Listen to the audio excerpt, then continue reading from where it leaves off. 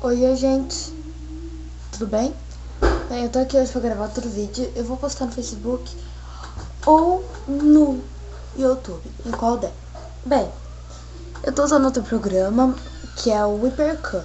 Eu tô tentando, porque o outro não tava pegando, um outro que eu baixei. Eu vou ensinar hoje a fazer capa de novo, porque aquelas vezes lá tava gravando pro YouTube, aí eu tive que posicionar na câmera, sabe? Então, eu vou colocar. Vou abrir o Photoscape, já tá aberto, ó. O Photoscape já tá aberto. Primeiro, você vem aqui, abre o seu Photoscape. Você clica em editor.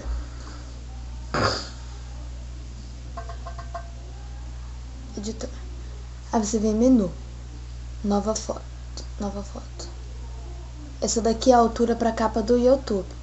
Mas pro Facebook eu coloco 1350 de largura e 600 de altura.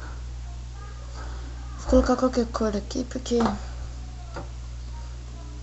colocar uma moldurinha aqui transparente. Se você quiser colocar moldura, tem várias. Mas eu uso transparente, mas é só pra ficar com moldura.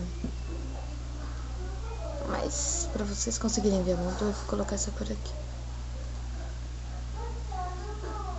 Aqui, tá vendo? É transparente. Falta moldura pra moldura ficar barata. Aí eu clico nesse daqui, ó. Nesse negocinho aqui, fotografia, foto. Aí aqui as fotos originais, que eu editei, algumas eu transformei em silhueta. Esse daí eu acho que é. Deixa eu ver de quem que eu vou fazer a capa.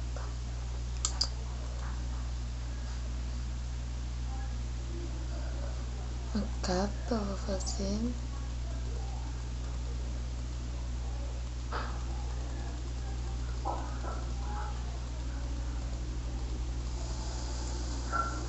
Vou fazer uma capa da Demi. Vocês querem?